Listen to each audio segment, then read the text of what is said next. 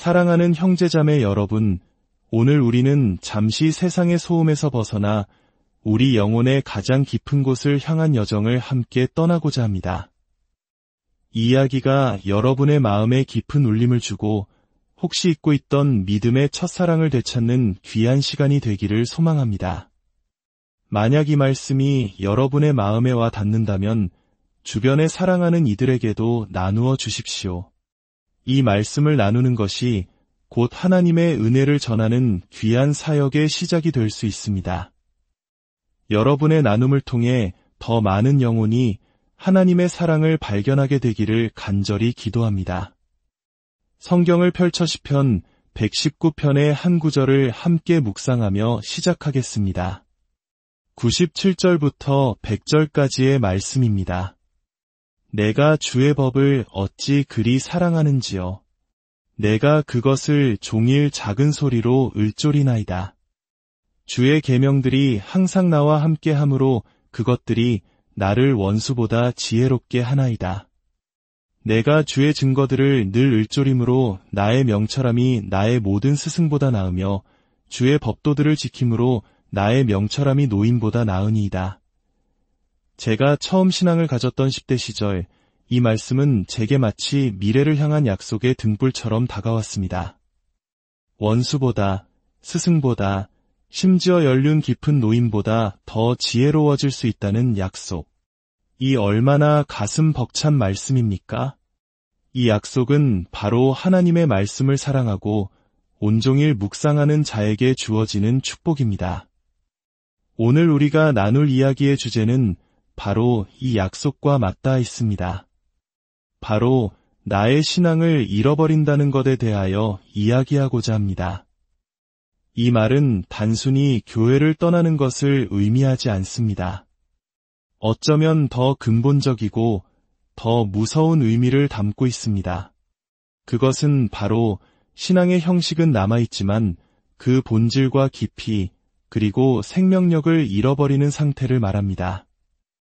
오늘날 서구 교회를 포함한 현대 기독교 공동체는 종종 이런 평가를 받곤 합니다. 넓이는 1마일인데 깊이는 1인치도 안 된다. 방대하게 펼쳐져 있지만 그 깊이는 너무나 얕다는 뼈아픈 지적입니다. 우리는 세상에서 일어나는 모든 잘못에 대해 세상을 탓하는 데에는 전문가입니다.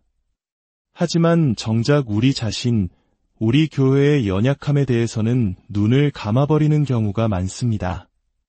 문제가 생기면 다른 교파를 탓하고 신앙이 다른 이들을 비판하지만 정작 우리 자신의 모습을 하나님의 말씀이라는 거울 앞에 진지하게 비추어 보려 하지 않습니다. 우리 내면의 나약함과 허물을 드러내고 지적하는 목소리가 들리면 오히려 불편해하고 분노하기까지 합니다. 하지만 우리가 솔직하게 현실을 마주해야 합니다. 오늘날 복음주의 기독교는 그 영향력의 폭은 넓어졌을지 몰라도 그 깊이는 위험할 정도로 얕아졌습니다. 우리는 남을 탓하는 데는 익숙하지만 그리스도의 복음을 진정으로 진지하게 받아들이고 그 말씀 앞에 우리 자신을 세우는 데는 너무나 서툽니다. 텔레비전에서 수만 명의 사람들이 거대한 성경책을 무릎에 놓고 설교를 듣는 장면을 상상해 보십시오.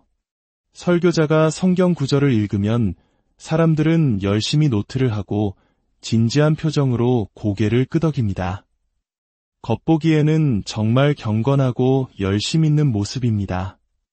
하지만 그들이 듣고 있는 메시지가 정작 그들 무릎 위에 놓인 성경의 가르침과 완전히 동떨어진 내용이라면 어떻겠습니까? 사람들은 어째서 그토록 순진하게 속고 있는 것일까요? 우리는 이런 모습을 보며 쉽게 다른 사람들을 비판할 수 있습니다. 하지만 그 비판의 화살이 바로 우리 자신에게 향할 수 있다는 사실을 잊어서는 안 됩니다. 저는 언젠가 한 모임에서 디트리히 보네퍼의 전기를 쓴 저자의 강연을 들을 기회가 있었습니다. 질의응답 시간에 한 사람이 이렇게 물었습니다. 오늘날 우리 교회들은 20세기 중반 독일 교회가 겪었던 실패와 연약함으로부터 교훈을 얻지 못하는 걸까요? 저는 그 질문을 한 사람이 어느 교회에 다니는지 알고 있었습니다. 그리고 그 교회에는 정기적인 기도 모임이 없다는 사실도 알고 있었습니다. 주일 저녁 예배가 있다 해도 극소수의 성도만이 참석한다는 것도 알고 있었습니다. 그 질문을 듣는 순간 제 마음속에 이런 생각이 스쳐 지나갔습니다. 문제는 항상 저밖에 있구나. 항상 다른 사람들이 문제이고 우리는 괜찮다고 여기는 것입니다. 주일 아침에 30분짜리 설교 한 편 들으면, 정기적으로 성찬에 참여하면 그것으로 스스로가 신실한 개혁주의 신자가 되었다고 착각하는 세상에 살고 있습니다. 하지만 진정한 개혁신앙은 그런 것이 아닙니다. 존 칼뱅이 제네바에서 추구했던 모습은 매일 설교가 있었고 수요일 전체를 기도에 헌신했으며 매주 특별기도 모임을 통해 하나님의 백성들이 복음의 진보를 위해 하나님께 간절히 부르짖는 것이었습니다. 물론 칼뱅의 방식만이 절대적인 것은 아닙니다. 하지만 우리 교회는 모든 것을 바로 하고 있다는 교만한 생각에서 벗어나야 합니다. 사랑하는 형제자매 여러분, 교회가 이런 안일함에 머물러 있는 한 예수 그리스도의 교회는 결코 강건해질 수 없습니다. 하나님의 말씀의 능력 아래 굳건히 설 수 없습니다. 교회의 진정한 사명은 하늘에 계신 아버지 앞에 무릎 꿇고 그분의 얼굴을 구하며 그분의 영광과 위엄을 간절히 찾는 것입니다. 이 본질적인 사명을 회복하지 않는 한 우리는 결코 복음의 풍성한 열매를 맺을 수 없습니다. 우리 교회의 삶에 존재하는 이 비현실성이야말로 우리를 위험에 빠뜨리는 가장 큰 요소입니다. 겉으로는 강한 신앙을 고백하지만 실제로는 신약 교회를 특징지었던 그 생생한 현실성이 부재한 상태. 이것이 바로 우리 시대의 위기입니다. 이제 우리는 왜 하나님을 더 깊이 알아가야 하는지 그 이유를 세 가지로 나누어 살펴보고 이어서 어떻게 그 깊은 신앙을 가꾸어 나갈 수 있는지에 대한 세 가지 구체적인 방법을 나누고자 합니다. 첫째, 우리는 하나님을 더 깊이 알아가야 합니다. 왜냐하면 그것이 바로 하나님께서 우리를 거듭나게 하신 목적이기 때문입니다. 성경은 그리스도 밖에 있는 인간의 상태를 묘사할 때 그의 마음과 이해력이 어두워져 있다고 분명히 말합니다. 로마서 1장은 타락한 인간의 생각이 허망하여지고 미련한 마음이 어두워졌다고 지적합니다. 그 결과 로마서 8장에서 말하듯 육신의 생각은 하나님과 원수가 되어 하나님의 법에 굴복하지 않을 뿐 아니라 할 수도 없게 됩니다. 하지만 하나님의 성령께서 말씀으로 우리를 거듭나게 하실 때, 복음의 빛이 우리 마음의 어둠을 밝히실 때 놀라운 변화가 일어납니다.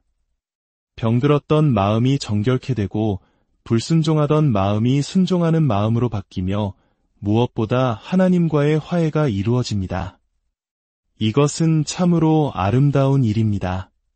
타락한 죄인이었던 나의 마음과 나를 새롭게 하시는 구원자 하나님의 마음 사이에 아름다운 화해가 시작되는 것입니다. 그래서 사도 바울은 로마서 6장에서 이렇게 감사 기도를 드립니다.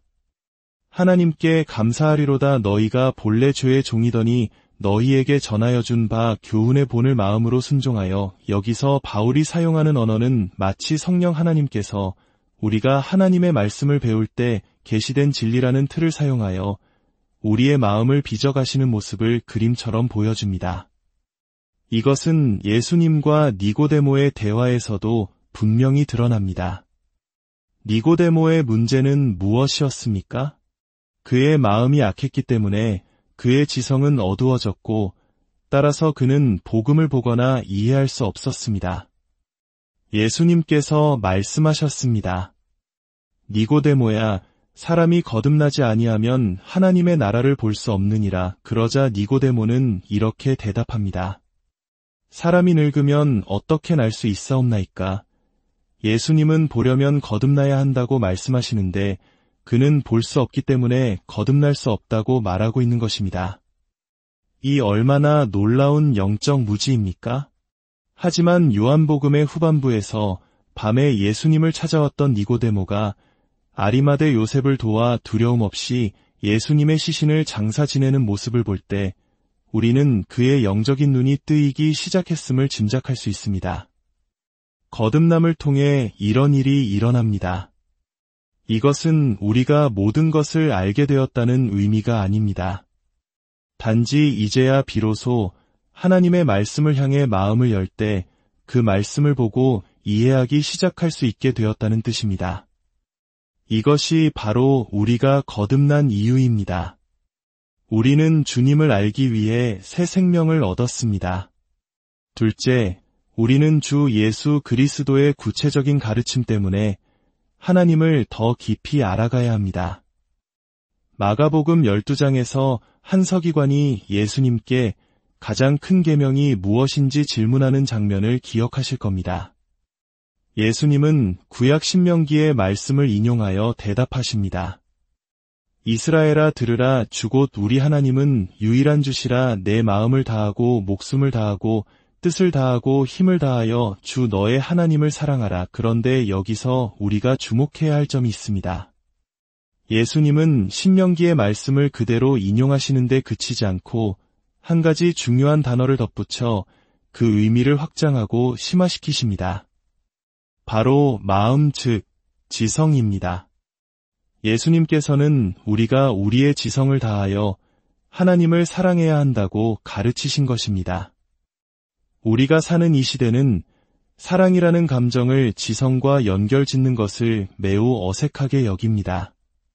사랑은 뜨거운 감정이나 본능적인 끌림이라고 생각하지 지적인 활동이라고 생각하지 않습니다.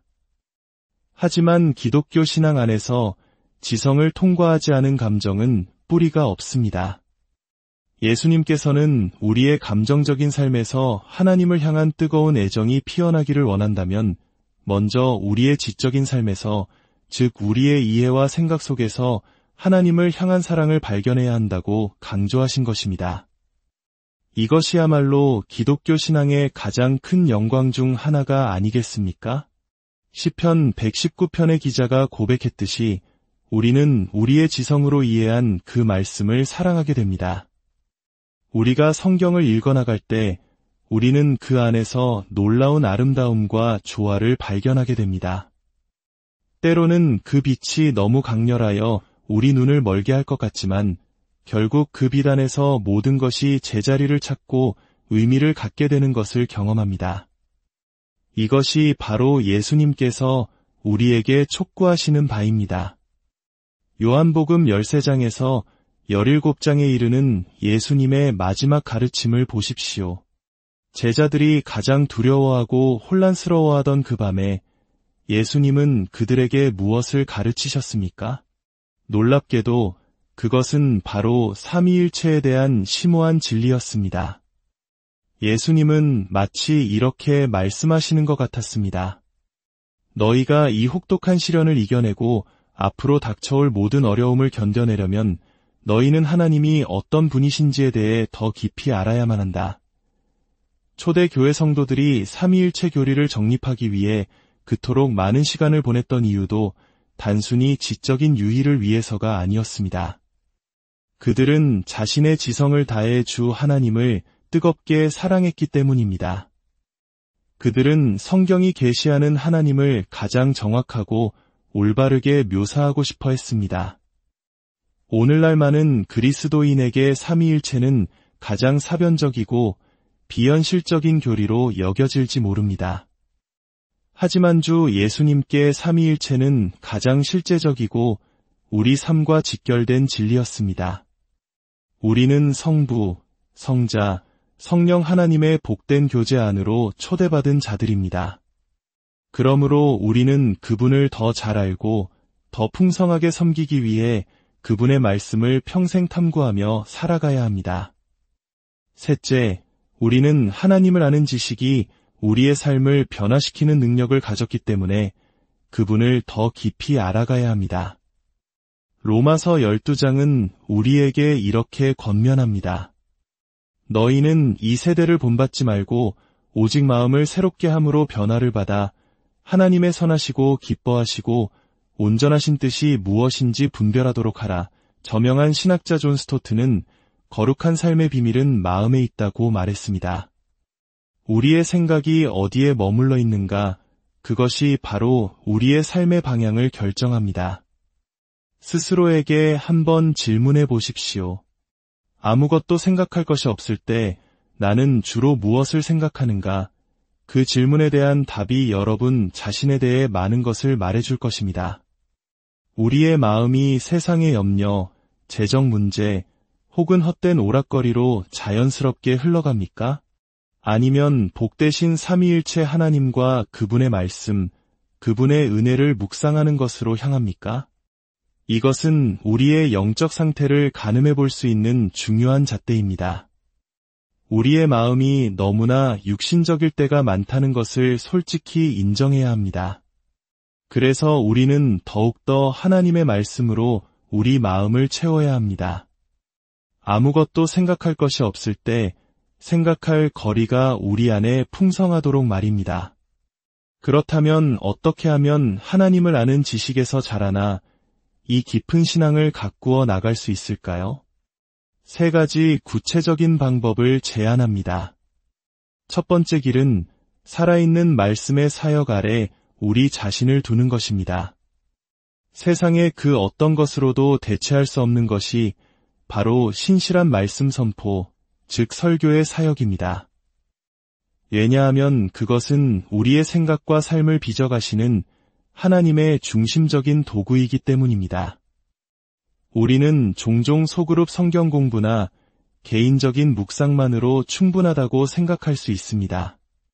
물론 그것들도 매우 중요합니다. 하지만 신실하게 선포되는 말씀의 능력과는 근본적인 차이가 있습니다. 성경은 말씀 자체가 일한다고 가르칩니다. 사도행전 6장 7절은 하나님의 말씀이 점점 왕성하여 예루살렘에 있는 제자의 수가 더 심히 많아지고 라고 기록합니다.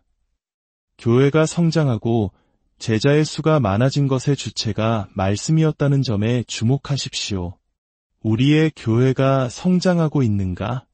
라는 질문보다 더 중요한 질문은 우리 안에 하나님의 말씀이 왕성하게 자라나고 있는가? 입니다. 데살로니가전서 2장 13절에서 바울은 이렇게 말합니다. 너희가 우리에게 들은 바 하나님의 말씀을 받을 때에 사람의 말로 받지 아니하고 하나님의 말씀으로 받음이니 진실로 그러하도다. 이 말씀이 또한 너희 믿는 자 가운데에서 역사하느니라. 오늘날 우리가 왜 이 말씀의 능력을 잘 경험하지 못할까요? 어쩌면 일주일에 고작 30분의 설교만 듣고 그것으로 만족하기 때문은 아닐까요? 존 칼뱅은 그가 가진 모든 힘을 다해 매일 말씀을 선포했습니다. 하나님의 백성들의 심령 속에 하나님의 말씀을 쏟아붓기를 원했기 때문입니다. 우리는 하나님의 말씀에 대한 갈망을 회복해야 합니다. 두 번째 길은 스스로 말씀을 깊이 파고드는 것입니다. 일주일에 여러 번 성경 공부 모임에 참석하는 것만으로는 충분하지 않습니다. 그것이 스스로 말씀을 파고드는 노력을 대체할 수는 없습니다.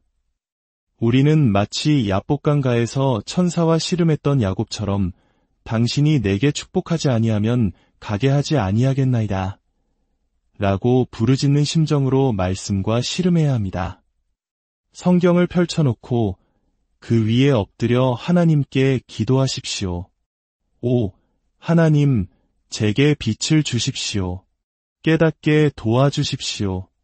저의 마음은 너무나 둔하고 저의 심장은 너무나 더딥니다. 여러분에게는 신학교 교육이 필요하지 않습니다. 성경은 모든 신자가 이해할 수 있도록 명료하게 기록되었습니다. 이대한 신앙의 영웅들 대부분은 오늘날과 같은 신학교에 가지 않았습니다. 그들은 말씀과 기도로 하나님과 직접 씨름하며 깊어졌습니다. 다른 신앙 서적을 읽는 것도 큰 도움이 됩니다. 하지만 어떤 책을 읽었다는 사실이 성경 본문을 직접 연구했다는 것을 의미하지는 않는다는 점을 기억하십시오. 모든 신앙서적은 우리가 직접 말씀을 파고들도록 돕는 보조 자료일 뿐입니다. 세 번째 길은 모든 성도와 함께 배우는 것입니다. 우리는 지난 2000년간의 교회 역사 속에서 하나님께서 사용하셨던 위대한 신앙의 선배들의 어깨 위에 서 있는 난쟁이와 같습니다. 그들이 남긴 위대한 신앙의 유산들을 통해 배우는 것은 매우 중요합니다. 만약 두 권의 책을 추천해야 한다면 저는 주저없이 존 칼뱅의 기독교 강요와 17세기 청교도 신학자 존 오원의 하나님과의 교제를 추천하고 싶습니다. 기독교 강요는 제게 삼위일체적으로 생각하는 법을 가르쳐 주었고, 하나님과의 교제는 제게 삼위일체적으로 살아가는 법을 가르쳐 주었습니다. 존 오원은 이 책에서 우리가 구원의 사역 안에서 성부, 성자, 성령 각 위격과 어떻게 특별한 교제를 나눌 수 있는지를 놀랍도록 깊이 있게 설명합니다. 우리는 우리를 선택하시고 자녀 삼아주신 성부 하나님과 교제합니다. 우리를 위해 십자가에서 죽으신 성자 예수님과 교제합니다. 그리고 우리를 거듭나게 하시고 우리 안에 내주하시며 성부와 성자의 임재를 가져다 주시는 성령님과 교제합니다. 사랑하는 형제자매 여러분, 삼위일체 하나님은 딱딱한 교리의 덩어리가 아닙니다. 그분은 성부, 성자, 성령의 복되고 영광스러운 연합과 교제 그 자체이시며 우리를 바로 그 교제 안으로 초대하셨습니다. 우리의 삶이 복되신 삼위일체 하나님께서 은혜와 영광으로 거하시는 집이 되게 하는 것, 이것이 우리의 소명입니다. 결국 이 세상에서의 모든 날이 끝나고 영원의 문턱에 섰을 때 내 인생에서 유일하게 중요한 단 한 가지는 이것일 겁니다. 나는 그분을 알았고 지금도 그분을 알며 감사하게도 영원토록 그분을 알아갈 것이다. 부디 하나님께서 우리 모두를 도우셔서 우리가 은혜 안에서 그리고 우리 주 예수 그리스도를 아는 지식 안에서 날마다 자라가게 하시기를 간절히 기도합니다. 하늘에 계신 우리 아버지, 우리를 당신의 자녀로 삼아주시고 당신을 알아갈 수 있는 특권을 주시니 감사드립니다. 우리의 마음을 새롭게 하사 세상의 헛된 것을 좇지 않고 오직 주님을 아는 지식으로 가득 채우게 하옵소서. 말씀의 능력으로 우리를 강건하게 하시고 매일의 삶 속에서 주님과 동행하는 기쁨을 누리게 하여 주시옵소서. 이 모든 말씀, 우리를 구원하신 주 예수 그리스도의 이름으로 기도드립니다.